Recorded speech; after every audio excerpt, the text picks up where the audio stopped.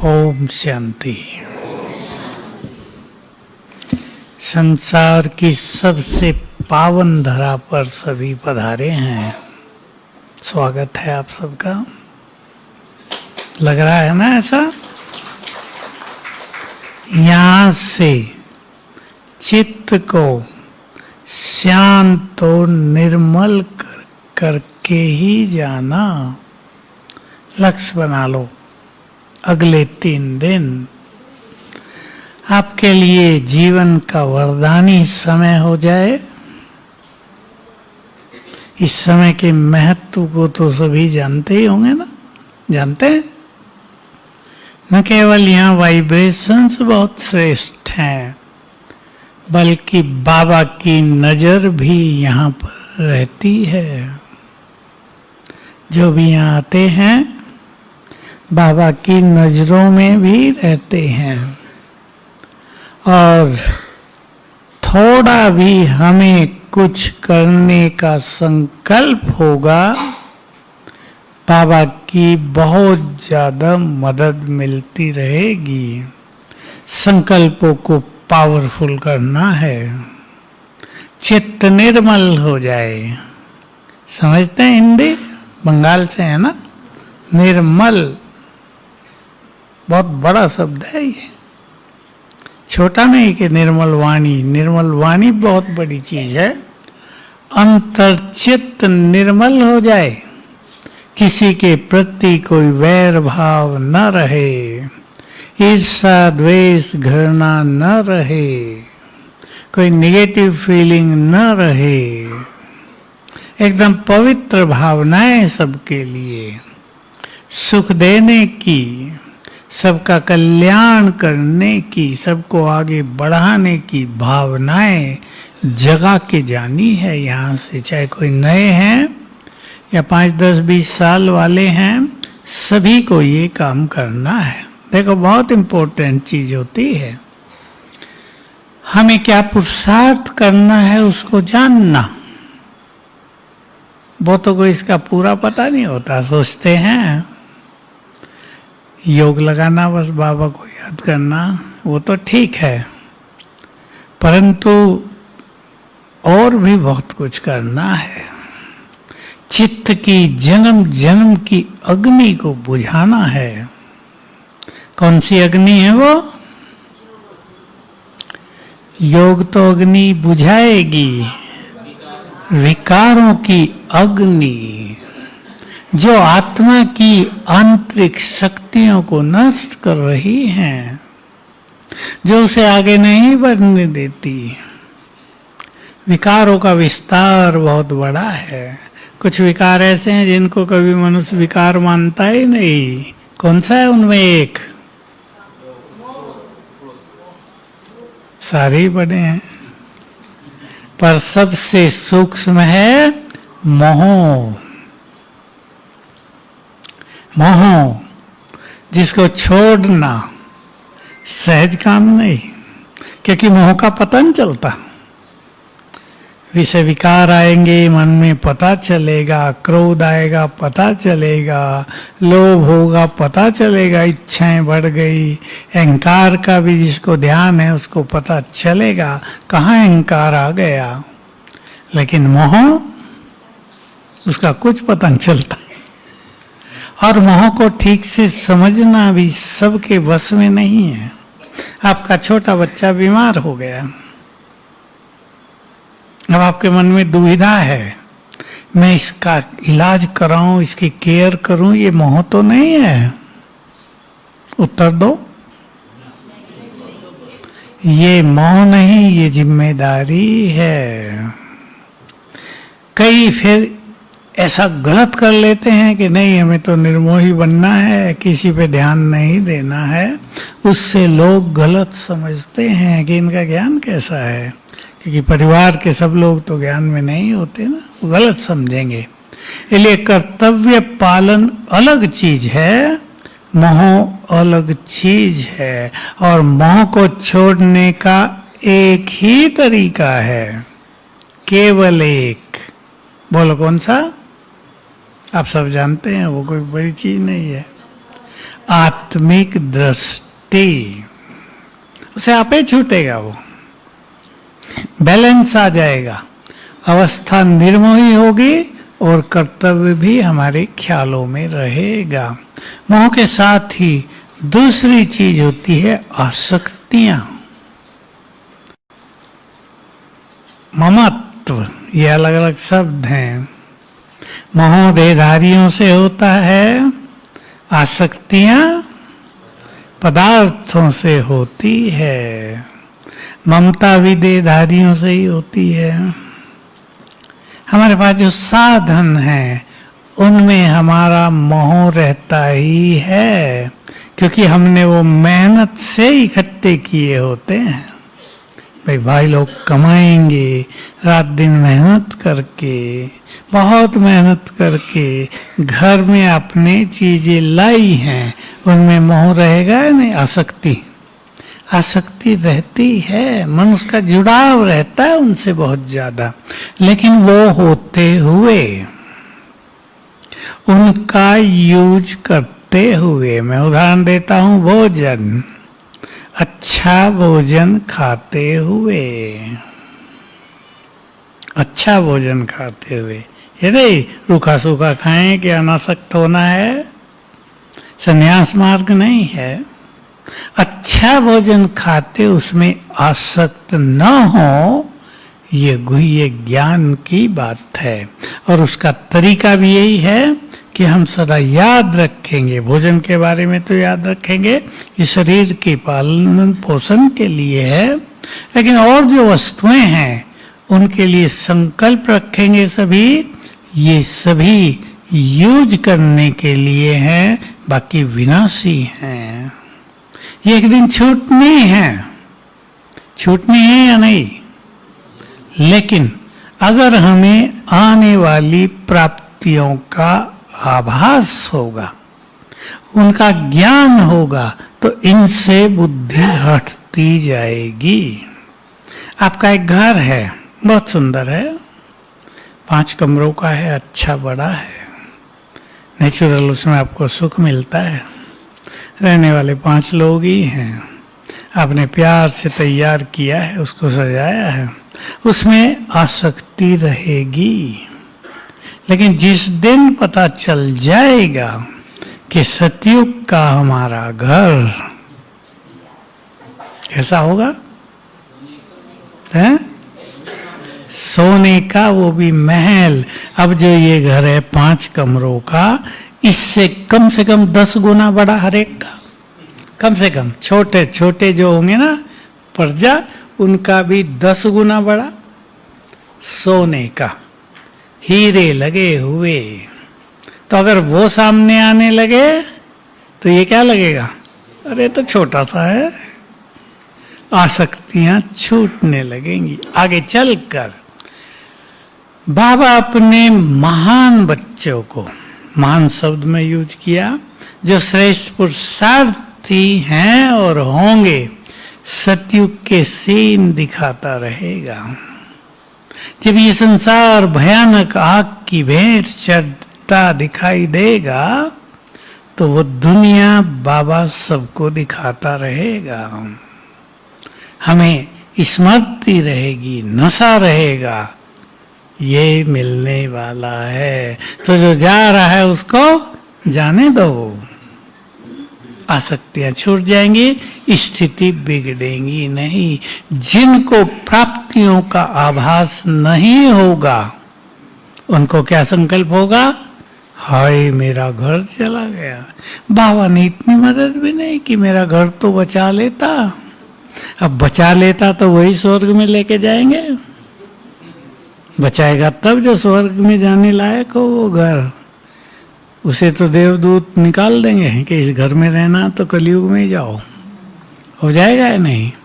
तो वहां ममता आसक्तियों को जीतने के लिए बहुत अच्छे आत्मिक स्थिति के अभ्यास, 5 स्वरूपों के अभ्यास सभी को बहुत बढ़ाने हैं।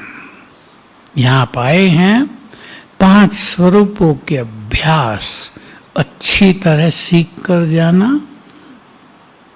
कैसे उनका अभ्यास करना है। सवेरे भाग दौड़ नहीं करना कि चारों धाम में बैठ के आए। बैठने का महत्व नहीं है कि भाई हम तो चारों धाम कर आए, इससे नहीं काम चलेगा।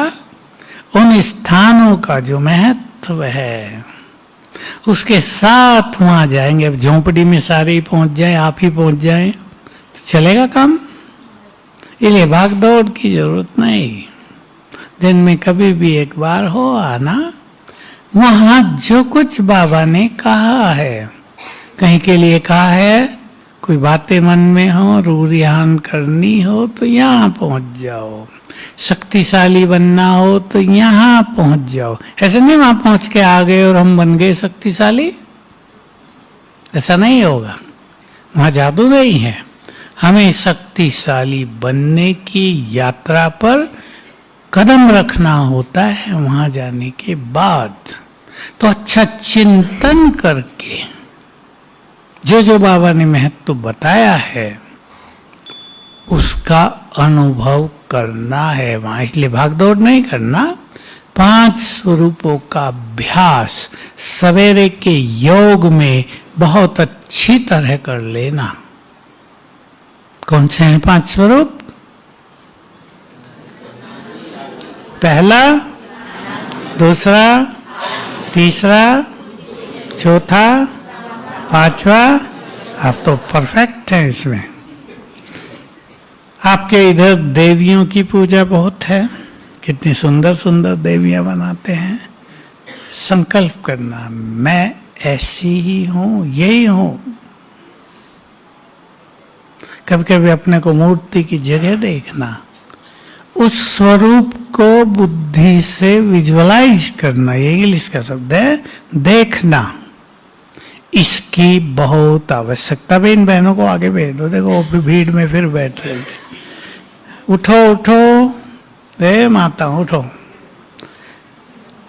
चलो अब फिर से मेरी ओर देखो, माता है तो बैठ जाती हैं ऐसे ही, वो देखती नहीं कि आगे भी कुछ है। अरे भाई इसको बैठा लो, बेचारी बुजुर्ग है, इसको यहाँ बैठा लो, ये घूम रही है। चलो ठीक है। वो सारा ढूंढ के आई बेचारी, कहीं कुर्सी खाली हो तो मैं बैठूं, खाली ही नहीं मिली उसको। देव स्वरूप, आदि स्वरूप सामने आ जाए। ब्रह्मा बाबा का सुना है ना, कैसे उनको भविष्य का नशा था। बाबा ने एक अव्यक्त मुरली में भी ये ड्रिल सिखाई थी। तुम्हारी दोनों ड्रेस कौन सी? एक फरिश्ते की ड्रेस, ड्रेस माना शरीर, दूसरा देव स्वरूप की ड्रेस, जैसे सामने खूंटी पे टंगी है और तुमने उतार के एक पहन ली। बहुत अच्छा संकल्प है ये, बहुत अच्छी ड्रिल है। तो ऐसे 5 स्वरूपों को सामने देखते हुए एक एक उसका चिंतन करके मैं ये हूं, बहुत अच्छा अनुभव करना है। तो क्या होगा, इसका फायदा सभी को ख्याल हो। आपने अपने अनादि स्वरूप को देखा, मैं चमकती आत्मा, बिंदी आत्मा नहीं केवल, के लोगों को समझ में नहीं। बिंदी माना ये नहीं कि लगा दी पेंसिल से, बहुत तेज है मुझ आत्मा में, बहुत लाइट है, बहुत एनर्जी है। मैं यहाँ हूं, एनर्जी फैल रही है। अपने को बहुत तेजस्वी देखें। छोटा सा उदाहरण हमारे कोई व्यक्ति दिया करते हैं, एक कहीं 0 वाट का बल्ब जला हुआ हो, कुछ आत्माएं ऐसी भी हैं, थोड़ी सी लाइट, और बड़ा हेलोजिन जला हो जिसकी रोशनी 1 किलोमीटर तक जा रही हो। अपने को सोच लेना है मैं कैसी आत्मा हूं। तो आत्मिक स्वरूप को देखेंगे, चिंतन करेंगे। इसमें एक और अच्छा अभ्यास, मैं आत्मा परम धाम में हूं, कुछ क्षण के लिए 1-1 मिनट वहां की डीप साइलेंस में हूं। तो आत्मा के 7 गुण जीवन में आने लगेंगे। कर्मेंद्रियों की आसक्ति शक्तियां नष्ट होने लगेंगी। जिन पुरुषार्थ के लिए मनुष्य बहुत मेहनत करता है ना, वो सब 5 स्वरूपों के अभ्यास से आप ही हो जाएगा, जीवन में सहज हो जाएगा। कर्मेंद्रिय जीत बनना कई धर्मों में है, लेकिन बहुत कठिन मानते हैं। जीभ पर मुश्किल कंट्रोल, कुछ खाने को देखा तो मुश्किल हो गई। कान सुनने के लिए तैयार, जितना व्यर्थ सुना दो, होता है ना ये। आंखें कुछ भी गंदा ऐसा वैसा देखने में रुचि, इस सब से स्वतः ही मुक्त हो जाएंगे। यदि मैं आत्मा देह से न्यारी हूं, ये बहुत अच्छा अनुभव करेंगे। दूसरा, आदि स्वरूप, देव स्वरूप। कुछ क्षणों के लिए रोज कम से कम एक बार अच्छी तरह देवलोक में पहुंच जाओ। पहले जन्म में उसको देखना भी एक बात है, लेकिन जैसे मैं वहां पहुंच गया, पहुंच गई, क्या है मेरा स्वरूप, कैसा है वो संसार, प्रकृति कैसी है वहां। क्योंकि कलयुग में हम सब रहते हैं, भले ही संगम पर है, पर कलयुगी दुनिया है ना। कलयुग में रहने वालों को ये समझ में कम आता है कि सतयुग कैसा होगा, क्योंकि हमने इसी युग को देखा है। लेकिन बाबा ने हमें सब कुछ बता दिया। सवेरे चिड़ियाएं उठाएंगी, कैसे? गीत गाएंगी। एक पेड़ पे 100-200 चिड़ियाएं बैठी हैं, चूं चूं चूं चूं कर रही है, म्यूजिक बजेगा। हमने तो देखा है, हमारे यहाँ करती है, बहुत अच्छा लगता है। तो क्या क्या होगा वहां, उसमें कुछ क्षणों के लिए खो जाएं, तो जो कुछ वहां है वो इस जीवन में आने लगेगा। वहां की प्योरिटी जीवन में आने लगेगी। थोड़ा सा ध्यान देंगे, हम वहां प्रकृति के मालिक हैं, अब भी हम इस प्रकृति के मालिक हैं।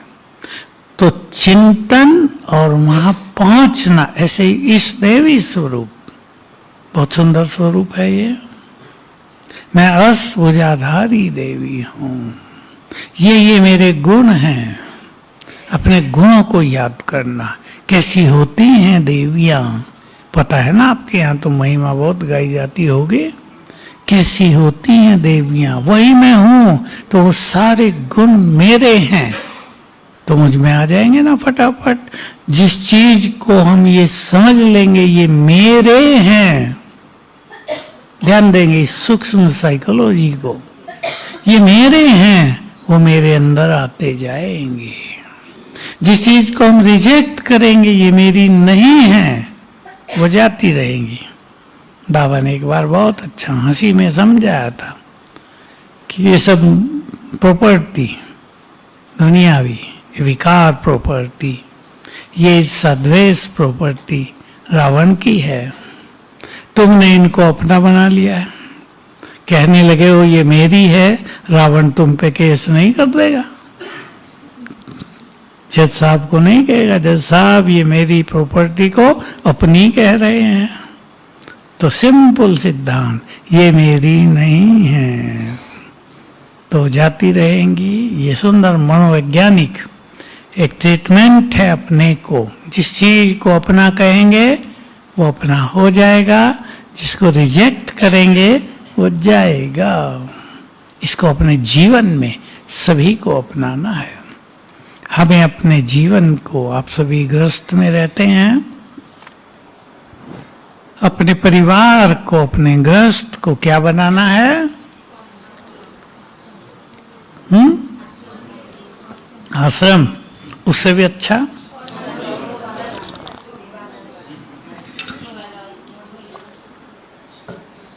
उससे भी अच्छा शब्द कोई भाइयों के पास है? महान तीर्थ। कलयुग में स्वर्ग से भी सुंदर महान तीर्थ को मानते हैं। हमें अपने घर को आश्रम बनाना है, मंदिर बनाना है, स्वर्ग बनाना है, सब बातें ठीक हैं, या तीर्थ बनाना है। और बहुत अच्छी बात आप सोच लें, आज आप में से जो बहुत अच्छा चिंतन करते हैं, बहुत अच्छा पुरुषार्थ करते हैं, वो ये सोच लें, मुझे अपने जीवन को चलता फिरता तीर्थ बनाना है। कि बहुत बड़ी बात होगी, चलता फिरता तीर्थ। यहाँ तो तीर्थों में जाकर भी मनुष्य को वो सब कुछ नहीं मिलता जो वो सोचते हैं। एक तीर्थ का हम सुन रहे थे कि जल्दी चलो, जल्दी आगे चलो, जल्दी आगे चलो, वहां ठहरने नहीं दे रहे थे किसी को, एक एक सेकंड जल्दी चलो, मूर्ति को देखा आगे बढ़ो।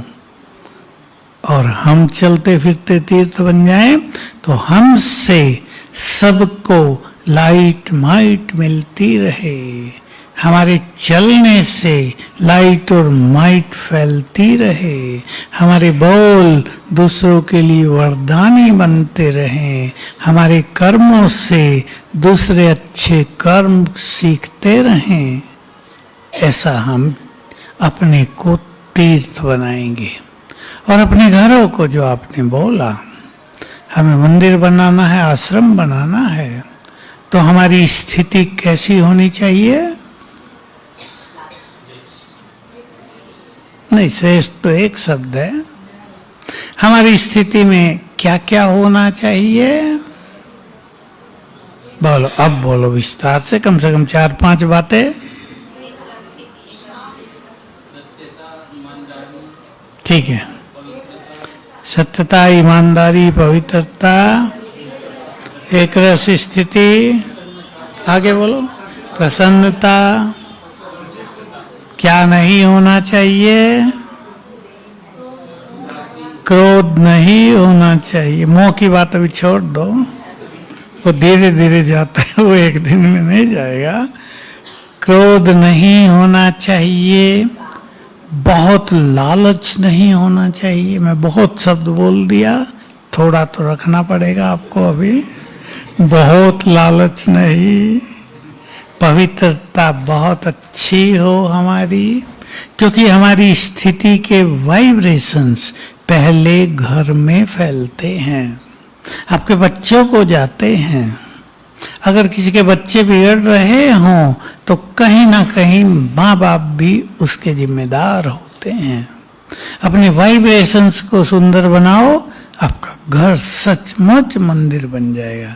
आजकल मंदिरों से भी सुंदर आपका घर बन जाएगा, जहां लोग कहेंगे आने वाले समय में, आपके सामने ये बात आने वाली है, हमें अपने घर में बैठने दो आधा घंटा, हमारा चित्त शांत हो जाए, हमें अपने घर का एक बार भोजन खिला दो, प्रसाद है आपके घर का भोजन, हमारे दुख दर्द दूर हो जाएं, हमें अपने घर का पानी पिला दो, हमारा चित्त शांत हो जाए, हमारे सिर पे हाथ रख दो, फटा जा रहा है सिर, शांति मिल जाए, तनाव हट जाए, दुख मिट जाए। ये समय आने वाला है। बहुत कुछ हो गया संसार में 2-3 मास में। अभी कितने युद्ध हो गए, कितने देशों में संघर्ष हो गए, बरसात ने क्या क्या कर दिया, आप सब सुनते होंगे। आपका बंगाल तो सेफ है ना, ठीक है ना? कुछ जगह बिल्कुल सेफ हैं, इधर भी थोड़ा थोड़ा हुआ, ज़्यादा नहीं। गुजरात में भी ज़्यादा कुछ नहीं हुआ, महाराष्ट्र में भी नहीं हुआ, नॉर्थ का नंबर ज़्यादा आया। कई देशों में भूकंप हो गए, सूडान की चर्चा आ रही थी, अफ्रीका के ऊपर का देश है। एक बड़ा गांव था, धरती फटी, पूरा गांव अंदर समा गया, एक व्यक्ति बचा केवल जो बाहर था कहीं। अफगानिस्तान में भूकंप हुआ, बहुत नुकसान कर गया। नेपाल का हाल तो सुनते होंगे, आपके समीप है, क्या क्या कर दिया लोगों ने वहाँ। एक्चुअली किया नहीं, ये कराया गया कहीं ना कहीं से पीछे कोई ना कोई होते हैं। नहीं तो भला अपने देश के युवक अपनी इतनी संपदा को जलाएंगे? दिल दहलेगा, हमारी चीज है, हमारा धन लगा है। तो ये सब हो गया, ये विनाश के लक्षण है ना, जो बाबा कहते हैं विनाश काले, वही हो गया। तो जैसे सद्बुद्धि समाप्ति हो गई हो, तो ऐसी परिस्थिति बढ़ती जाएंगी, लोगों की अशांति बढ़ेगी। क्योंकि जो कर्म मनुष्य करता है वो रिटर्न होता ही है। अब जिन्होंने दूसरों के घर जलाए, उसका रिटर्न उनके पास आएगा किसी न किसी रूप में। जब आएगा तो सोचेंगे हमने क्या पाप किया, उन्हें पता ही नहीं कि वो कुछ पाप कर रहे हैं। तो संसार की स्थिति मानसिक रूप से बहुत बिगड़ेगी। आपके घर यदि मंदिर बने होंगे तो वहां बैठने से ही लोगों के चित्त शांत होंगे, बुराइयां नष्ट होंगी। तो हमें इन सब चीजों से बचना है और अपने जीवन को संतुष्ट, निरंकारी, निर्मल, बहुत सरल, शुभ भावनाओं से भरा हुआ, बहुत नम्रता की हम प्रतिमूर्ति बन जाएं। इन गुणों से संपन्न होना है।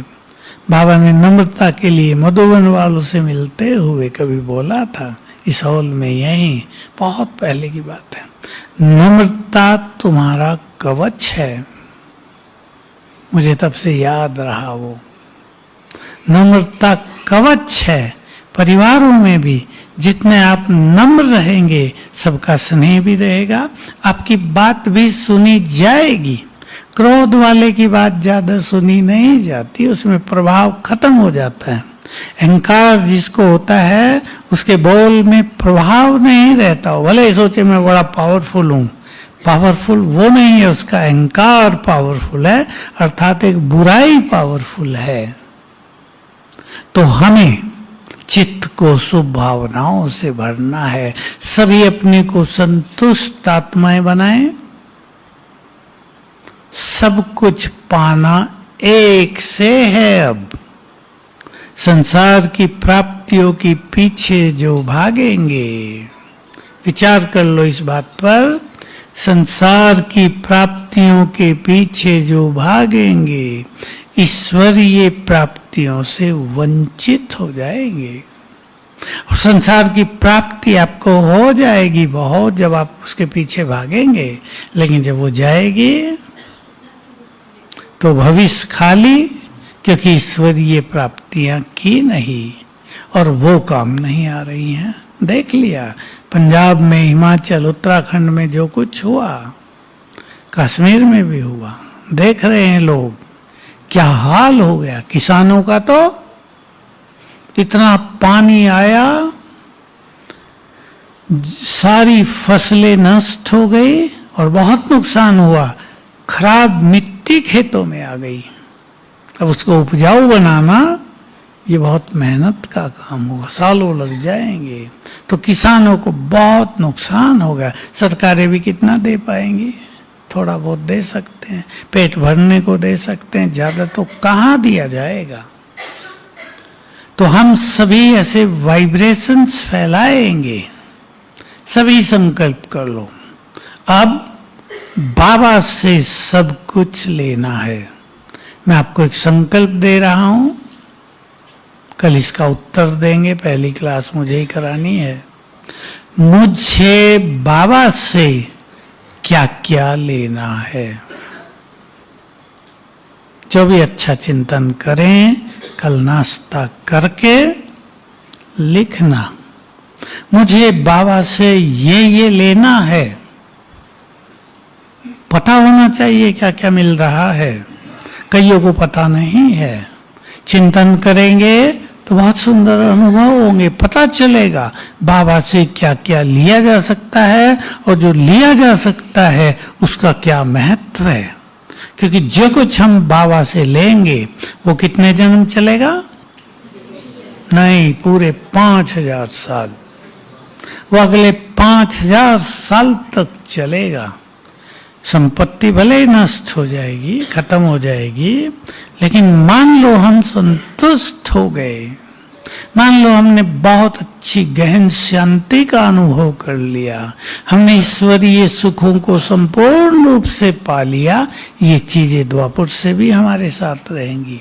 हमने अपने जीवन को यहाँ सरल बना दिया, वो संस्कार द्वापर से प्रकट होगा। सतयुग में उसकी जरूरत नहीं होगी, पर द्वापर से ये संस्कार काम करेंगे। इसलिए जो कुछ हम यहाँ बन जाएंगे वो चारों युग चलेगा।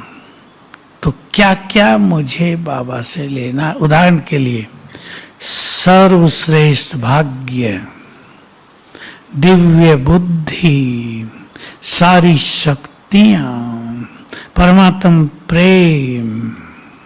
थोड़ी सी बात सुना रहा हूं, आप चिंतन करना। सारे खजाने, दुआएं देनी तो हैं पर लेनी बहुत हैं, और लेने में सबसे सुंदर बात है हमें दुआएं मिल रही हैं भगवान की, जो और युगों में नहीं मिलेंगी। मांगते रहेंगे, और धर्म के लोग भी मांगते हैं, ये भगवान दुआ करो, खुदा से दुआ मांगो। यहाँ मांगने की बात नहीं, मिलेगी, अधिकारी बनेंगे तो भगवान के प्यार को जीत लें। और कौन उसके प्यार को जीत सकता है? सोचना है, जो उसके लिए कुछ करेगा। आपको कौन से बच्चे प्यारे लगते हैं? सोच लो। आपके 4 बच्चे हैं, उनमें से कौन से प्यारे लगेंगे?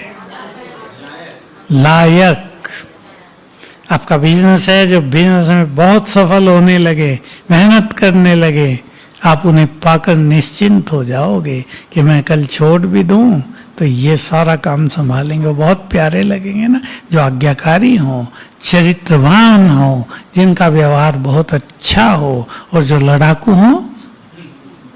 बस यही बात बाबा के साथ है, वो हमारा माता पिता है। वो किन्हें प्यार करता होगा? सोच लो, जो उसके बहुत काम आते हैं, जो उनके उन कामों में मदद करते हैं जो करने आया है, जो बहुत पवित्र हो जाते, पवित्रता उसको बहुत खींचती है। जो देह से न्यारे हो जाते हैं वो परमात्म प्यारे बन जाते हैं।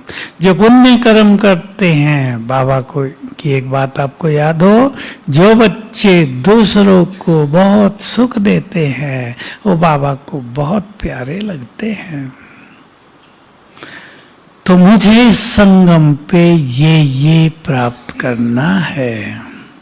जो यहाँ प्रभु प्रेम में मग्न होंगे उन्हें जन्म जन्म संबंधों में प्यार मिलेगा।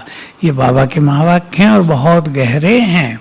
जन्म जन्म हम एक परिवार में रहेंगे ना, परिवार प्यार से भरपूर होगा, एक दूसरे का सम्मान होगा, परिवार में बहुत खुशी होगी, शांति होगी। संपत्ति के लिए लड़ेंगे नहीं, द्वापर से भी संपत्ति के लिए लड़ाई झगड़ा बहुत है, आजकल तो बहुत ज्यादा है, वो सब खत्म हो जाएगा। तो चिंतन करना, लिखना, कम से कम 10 बातें मुझे बाबा से ये लेना है। बाबा ने तो बहुत बड़ी बात कही हुई है, मैं तुम्हें अपना सब कुछ देकर खाली होकर वतन में जाकर विश्राम करूंगा। देखो भगवान क्या कह रहा है, मेरे पास जो है सब तुम्हें दे दूंगा, क्योंकि उसके काम का थोड़ा ही है। वो शक्तियों को क्या करेगा, वो शांति क्या करेगा, उसको तो भाग्य की जरूरत नहीं, वो तो भाग्य का विधाता है। उसको दिव्य बुद्धि की जरूरत नहीं, वो तो बुद्धिमानों का बुद्धिमान है। तो वो हमें देने आया है सब कुछ। मुझे इस जीवन में सुंदर विचारों से अपना श्रृंगार करना है। सुंदर विचार हमारी पर्सनालिटी होती है। सुंदर विचार मनुष्य का बहुत बड़ा श्रृंगार होता है, ये उसकी संपदा है। विचार बहुत बड़ी संपदा होती है। मुझे याद आई बचपन में एक कहानी जो संस्कृत में थी, पढ़ाई जाती थी, कि एक भारवी नाम का विद्वान था प्राचीन काल में। वो प्रदेश में पैसा कमाने जा रहा था, गरीब होते थे पंडित लोग, तो पत्नी को एक महावाक्य लिख कर दे गया और कहा, जब तुम्हें जरूरत पड़े 1000 स्वर्ण मुद्राओं में इसे बेच देना। कागज पे लिखा हुआ वाक्य 1000 स्वर्ण मुद्राओं में। वो कहने लगी, कौन खरीदेगा इसे? वहां बाजार लगता था, वीकली लगते हैं ना टाउन्स में। नियम था वहां के राजा का कि जो माल बचेगा उसको वो खरीदेगा सब। तो ये लेडी वो कागज लेके बैठी है, सब उसको हंसते मजाक करते निकल जाते हैं। 1000 स्वर्ण मुद्रा है इस कागज के टुकड़े की। राजा ने मंत्रियों को कहा, भाई जो बचा हो ले आओ। मंत्री ने राजा को कहा कि एक लेडी है, एक पेपर लेके बैठी है, उस पर कुछ लिखा है, वो 1000 स्वर्ण मुद्राएं उसकी कीमत बता रही है। उन्होंने कहा लेके दिखाओ मुझे। देखा तो एक वाक्य लिखा था कि कोई भी काम जल्दीबाजी से नहीं करना चाहिए, जल्दीबाजी से किए गए काम के पीछे हमेशा पछताना पड़ता है। उन्होंने कहा भाई गरीब है ले लो, और उसने वो वाक्य लिखवा के कई जगह अपने महल में लगा दिया। उसका भाई उससे ईर्ष्या करता था और उसको मरवाना चाहता था, तो उसने वैद्य को लालच दिया, जहर मिला देना, फिर राज से बहुत कुछ तुम्हें मिल जाएगा। वैद्य दवाई बना ही रहा था, उसकी नजर उस स्लोगन पर पड़ी। उन्हें सोचना शुरू किया, मैं उसके कहने से राजा को जहर तो पिला दूं, लेकिन मेरे परिवार सहित सबको फांसी लगेगी और खेल बिगड़ जाएगा सारा। मैं ये काम नहीं करूंगा। उसके हाथ से वो कप गिर गया। राजा ने पूछा क्या हुआ भाई? कि राजन ये आपके यहाँ जो लिखा हुआ इसने मुझे सद्विवेक दे दिया। मैं तो आपको जहर देने जा रहा था दवाई के साथ। कहा किसने कहा था? आपके छोटे भाई ने। फिर उसने दूसरी चाल चली, जो नाई रोज बाल काटने आता था उसको कहा उस तरह यहाँ मार देना, नसें होती है ना। उसने भी पढ़ा, उसके हाथ से उस तरह गिर गया। क्या हुआ? कि राजन ये आपके यहाँ लिखा हुआ ये बात हुई। राजन ने कहा भाई ये तो 1000 स्वर्ण मुद्राओं से ज्यादा का है, अब पता करो ये कौन थी वो औरत। अब सैनिकों को भगाया, ढूंढा, उसका पति भी आ गया था। वो बहुत खुश था कि 1000 स्वर्ण मुद्रा है, वो तो पूरा जीवन में न कमा पाता। उसे राजा के पास ले गए, कहा आपने लिखा है कि हाँ। उसको अपना महामंत्री बना लिया। तो देखो एक महावाक्य कितना काम किया। और बाबा के महावाक्य सोच लो, वो तो एक मनुष्य का वाक्य था। भगवान के महावाक्य जीवन की सबसे बड़ी पूंजी है। इसलिए मैं आपको एक बात और कहूंगा, यहां से ही शुरू कर देना मधुबन से।